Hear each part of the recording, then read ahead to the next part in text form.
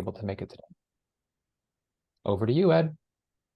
Hi, well, I'm Ed Hubbard. As you see, Sir Ed Hubbard. I am a paladin of Gaia, and I'm a deep Gaiaist.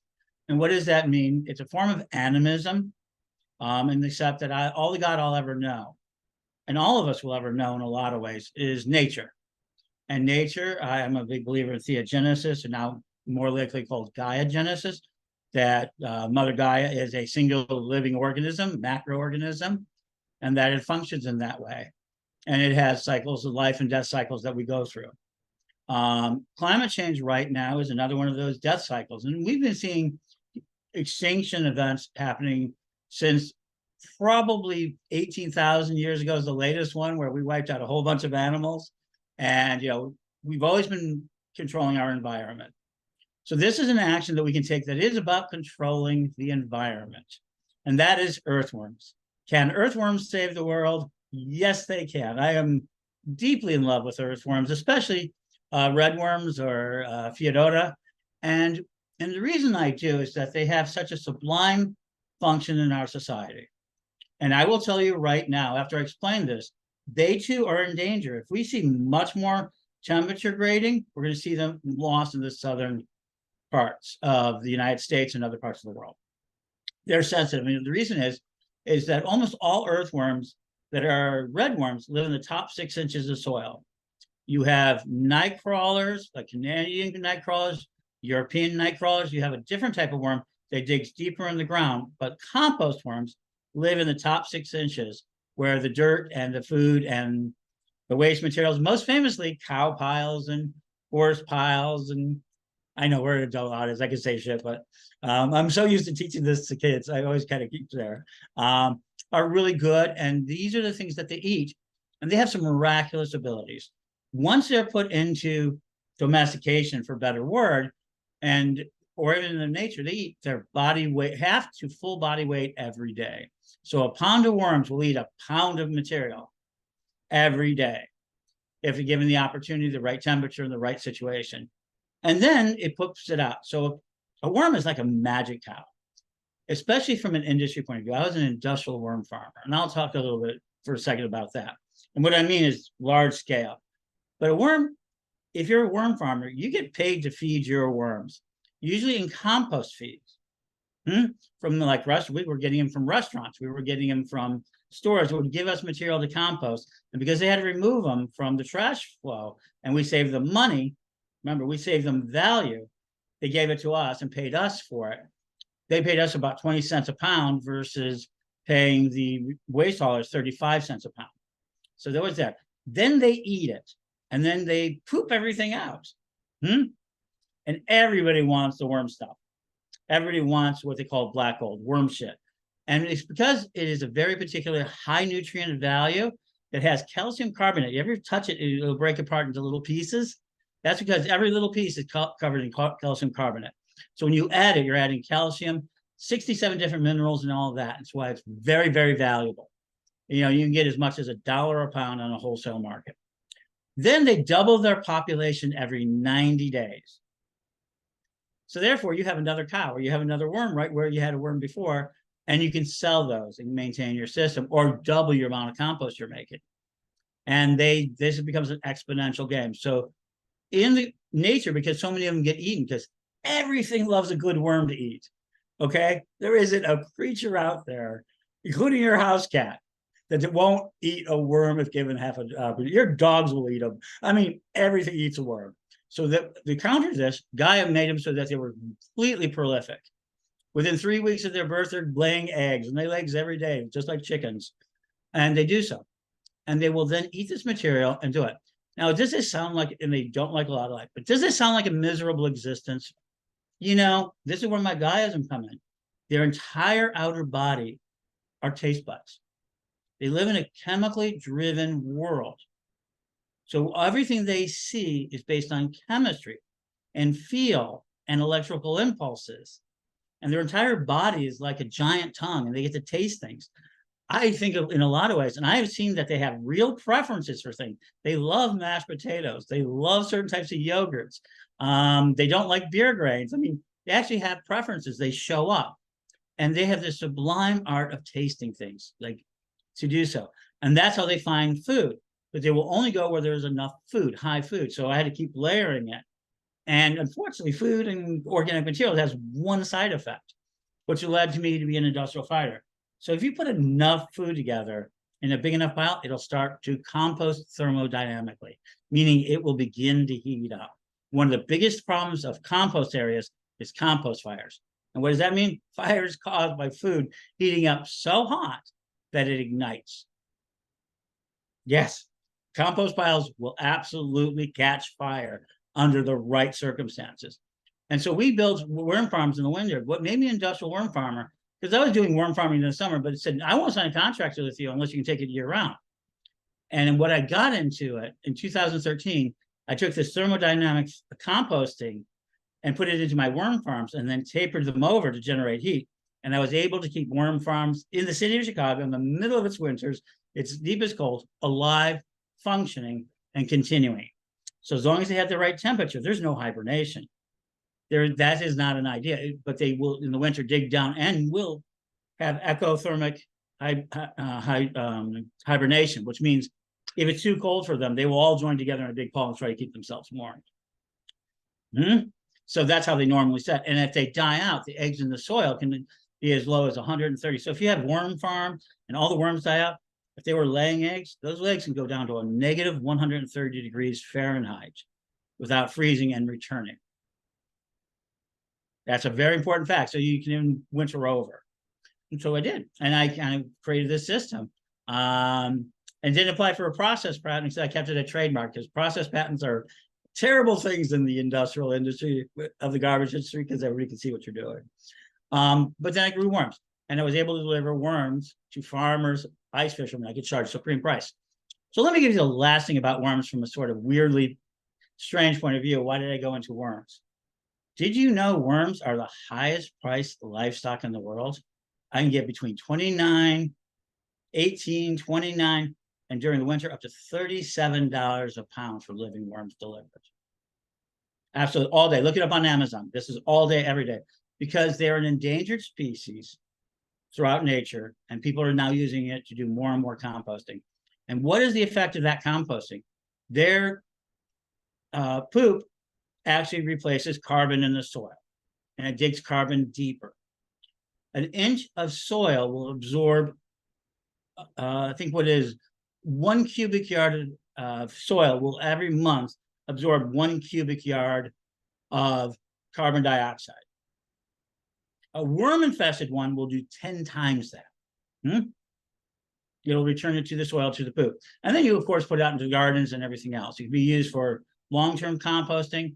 Garlic, my biggest customer at the time was St. Louis Garlic Gateway Farms.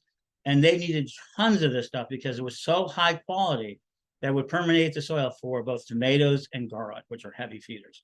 So if you are raising earthworms, compost is great, but earthworms converted it to high feeder food. And the last thing it does, and this is very important, it aerates the soil. Remember, they only live in 6 inches, and they keep that soil very churned up. And the more of them there is, the more food available, more of them there is. They are lovers. They will compact together. It's all a matter of food. Here's the side effect of that. When there is no food, they actually have means or enough space. They have actually a chemical they release that controls their numbers and birth. They will first try to reduce their size, and then they will reduce their birth, and they will maintain as best they can. And they will create a dormancy where their eggs can last for years if they think they're going to dry out and disappear. When you talk about intelligence in life, this idea of a grand design, I'm a big believer that Gaia is a grand designer, that evolution and these methodologies are that, and these are great. Here's the danger. We love talking about the bees, but the same poison that kills the bees kills the worms. Worms just aren't so fuzzy and warm. We don't necessarily love them the same way. The same sort of heat that is now kind of on the surface, if it raises the temperature over 85 degrees, red worms start to disappear. They start to die. And at 105, they liquidate. Okay? And so that's why they're kind of in trouble. So you have to keep them in there. But if you have a pound of worms today and you feed them on a regular basis, by the end of the year, you will have 10 pounds of worms that have some value, but also we eat every sort of thing in your house that is, compostable. And what do I mean? And I mean just that. Newspaper, cardboard, all of that material, organic, not onions. They don't really like onions. Not really cool about the peels unless you do it on an industrial level. No, citrus. There's actually linomen. There's an actual chemical that will kill worms. Of course, and obviously those trees at some time in evolution were saying, we don't want you in our roots anymore, and drop the fruit and kill them all. Nature's a very ruthless set of tools it will use against itself to protect one form of life over another. And it doesn't necessarily like all forms of life because we've seen 99% extinction, some of it now, and some of it now caused by us. So we're not favored sons by any means. It's and then we're seeing this with climate change, right?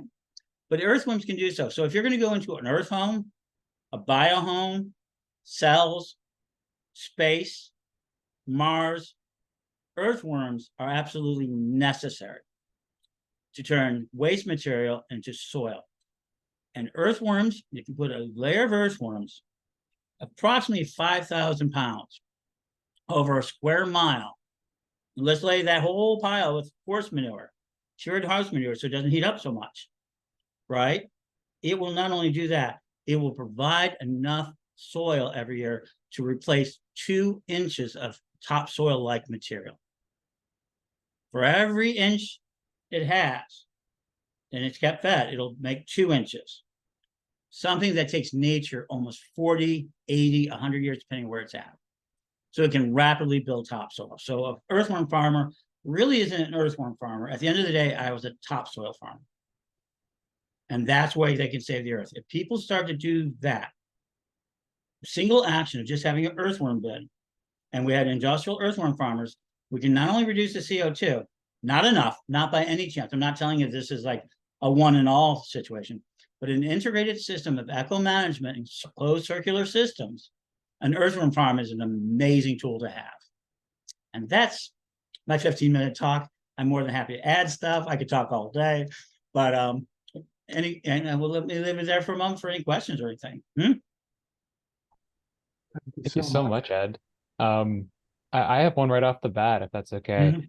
One of the themes that's come up in the last several talks we've hosted as part of this group is the idea of like permaculture and shaping a space and taking whatever space you have access to in your own environment, a yard, a lot, whatever, and helping to cultivate that space into something meaningful and lasting and regenerative for the planet. And I guess I'm wondering, like, what can an individual who's not farming at an industrial scale do to encourage earthworms and help them be in that space? Well, the more you clean up the weeds and the things on the ground, the less food they have. Okay. So why do they not exist out in the fields? The cleaner the field, the less worms you're going to have. But if you set up a 3 foot, a 3 foot long, I've done this for people, 18-inch wide and 18-inch deep box in the corner, you can start a small earthworm farm. And you can, do that and then you keep it there. And if you put wire on the bottom, the water will go through. And anyone who wanted to do something like that can. So you can have actually a small system where you feed them. And if you want them to just roam in the yard, you put a wire on the bottom. And other worms will eat there. You put wire on the bottom so moles can't come in. Moles love them. Voles love them. Everybody loves a worm. I said that before. But then you can build something like that, and then the food can be rained through, the nutrients, you put it on the top. It's called a flow-through system. And that's a really fast way that you can do so. So the worms can get plenty of extra food, and they go out into the field to find the other food. Gotcha. Okay. So that helps you. Yeah, I guess you can do some composting from your own house there to feed them, and then they exist in that space, make topsoil for you, and then they can exit and go out into the ecosystem.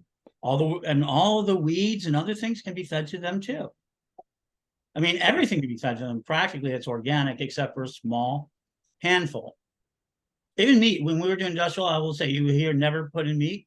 We composted a ton of meat, but we had a closed system, and the problem is flies, rats, and other things. That's why we never recommend it to home farmers. That's a good tip. Thank you.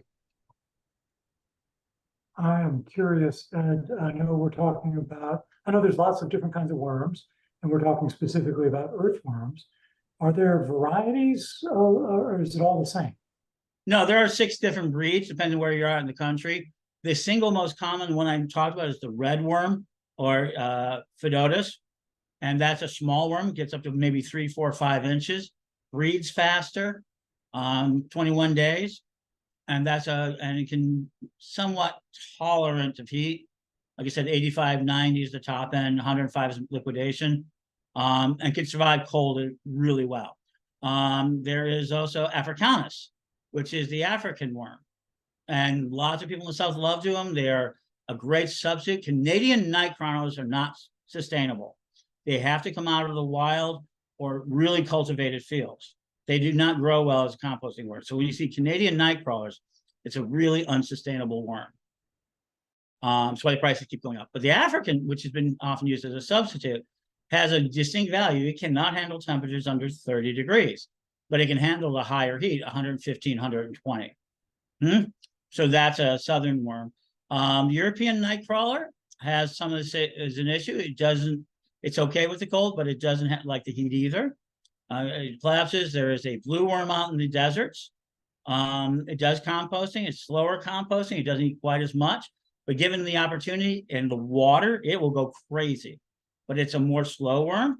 It doesn't grow as fast. Its eggs can handle more heat. It can handle more heat. And there are a couple of others, but those are the main ones. The ones that is surviving and changing the Philippine economy. The one that absolutely changed the Philippine economy for farmers, which made a deal with Manila and some of the other cities, and they're miraculous, it's in textbooks, is the Philippine farmers with red worms. They raise red worms under their sort of plats, a little bit of African worms, and they've conquered their fertilizer system for their subsistence farmers through city waste. It's an amazing system. If you ever get a chance to study it, it's like vastly interesting about not a permaculture system, but a flow-through system, an ecological flow-through system. Thank you. I have a question for you, Ed. Where's the best place to get your worms? Or to get worms to compost? First, find out if the best friend anywhere near you comes to it. A lot of those guys will probably be looking for it. So I like Wisconsin red worms. It depends where you're at in the country. The only place I don't really recommend, they're okay, is Farmer Jim's Worms. Only because he's been in business so very long, and and that he's you're not always sure you get what you want from him. But Wisconsin worms from that. North Carolina is a huge area for it. Just buy them from Amazon. That's where I sold them. I sold $100,000 worms in 2018 on Amazon. Amazon does it. If you don't want to do it Amazon, just look up earthworms. There are a ton of suppliers. Find the one that's close to you. Okay, thank you.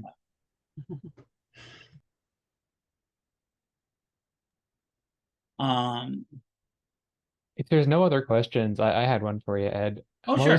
I'm always curious as to the path someone follows that leads them into climate change, or especially like a niche area of wildlife care or environmental care. Like, what's your background that brought you into earthworm farming? Well, I'm a little different, I guess, in this. So my 12-year-old self wanted more tuition money, more allowance. I just did. I was getting $1, $1.50 a week from my dad. Did a little bit of chores, and he goes, I don't have any more money. I'm a hardworking factory worker. And he goes, well, then what am I going to do? It's just find a business. And I went into the library, looked at little businesses. He said, what he was talking about, shovel walks, do cars. And all of a sudden I found this book, raising earthworms for fun and profit. Now, my dad was fortunate at Kentucky, came out of Kentucky as a farmer as a kid. And he goes, okay, we'll try this. Again, he was a young man. It was kind of fascinating. And I built an earthworm farm in my backyard. And after he bought me the worms, a lot cheaper back then. Wasn't sure about composting. They were just farming items. Got a bunch when we started it. I did it. And then about time for the fishing season, they were ready. And I would scoop them up every morning, take the bus at 5 o'clock in the morning, 4 o'clock in the morning to where the fishermen were on Lake Michigan and sell worms 6 for a dime. 6 for a dime. I remember that. And I would go down there and I would make as much as $20 a week selling worms. That's how I got into it. lots of years go by, did lots of other careers. That business ended, teenagers. I didn't know what I had. And then I would get back into, I would be a pagan leader. I would be learning all these sort of things. And I was really burned out. And they said, well, one of my counselors, one of my coaches said, well, what was your favorite job? I said, well, my favorite job was raising worms. Could you do that today? And within a year, I was in the worm business again. I've always been about climate change. I've always been about Gaiaism, but that's how I got into the worm business and how I plan to re-enter it here shortly. Thank you for sharing your story. That's something I've heard from a lot of people recently, weirdly, is reconnecting with the things that they felt strongly about when they were younger. Like those things carry meaning inside of us, and finding a way to lean into them today can be very fruitful for us in our lives. Well, I think I'm a Generation Xer. They call me baby boomer, just on my tail on, but I'm an Xer. I was a latchkey kid and everything else. And our television was filled with two very important messages. One, we're about to have an ice age. That was not important, but as a kid, that's what we were told. Not that the fluorocarbons and other emissions in the sky were going to cut off clouds, acid rain, things like that. And we got a lot of that under control, the acid rain especially. But one of the things that we were was Captain Planet and all of these environmental movies, commercials, cartoons. We were shoved a whole thing about the climate needs your help. Smokey the Bear, clean it up, forest fires. And this was pounded into our heads.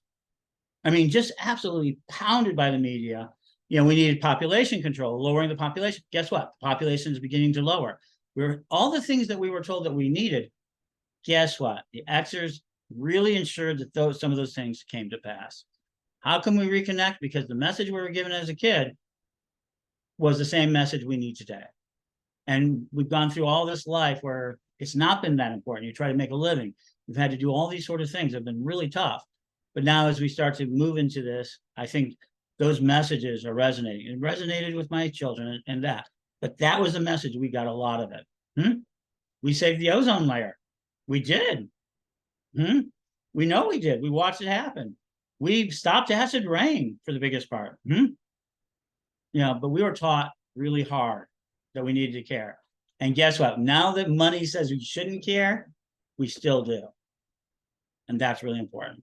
And I think you and I must be about the same age. I remember that a children's educational booklet that came out from Nixon's EPA called Fun with the Environment was a huge influence on me in like the third grade or something. It's stuck with me after all these years.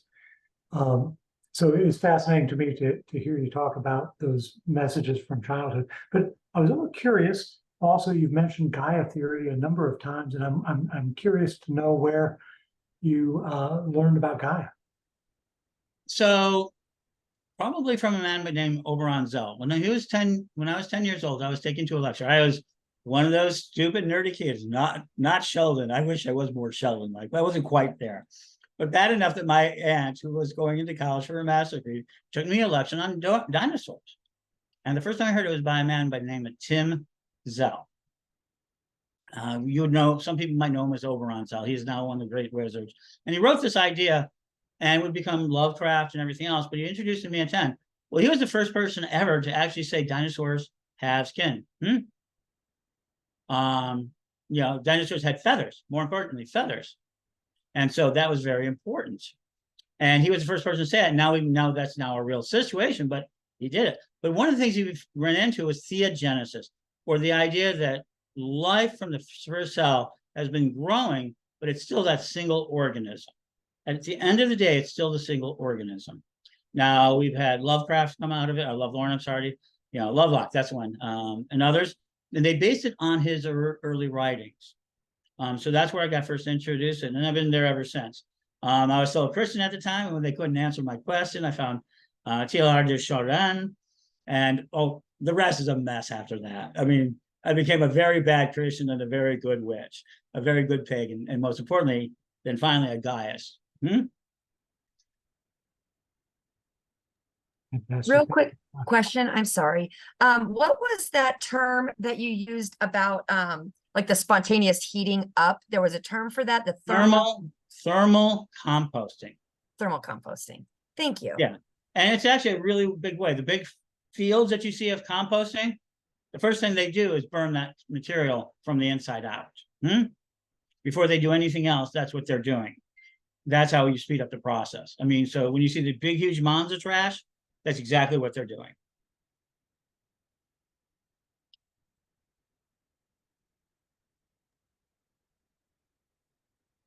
All right, thank you so much, Ed. So I have one last that I always tell people with worms, if Yes. you were going to do it. So worms are the hippies of the animal world. Understand, I've got some hippies here, and they are the hippies of the animal world because, first of all, they don't like light and they like to stay in the dark and hang out. Two, there's old adults here. So two, when they are inside the dark, they love to eat. And so they love to eat and they eat everything. Three, all worms are hermaphroditic. So when they're done eating and they're comfortable, they will screw anyone, including themselves. They are absolutely the hippies of the world. They have giant ball orgies at the end. So worms are hippies. There you go. All right, that is a wonderful thought to end on. Thank you so much, Ed. Of course, you're always welcome to come join us again on any second Monday at this time, and usually on this Zoom link. Thank you, Alex, for providing technical support. And next month, we should be back with Andrea Joy Kendall again. Thank you so much, everyone. Thank you, Ed. Thank you. That was great. Very interesting. Well, thank you, and blessings. And thank you for letting my nerd flag fly. So thank you. That was great. All right, go with All right, God. Thank everyone. you. Good night. Good to see everybody. Good night. Thank you, guys. Bye.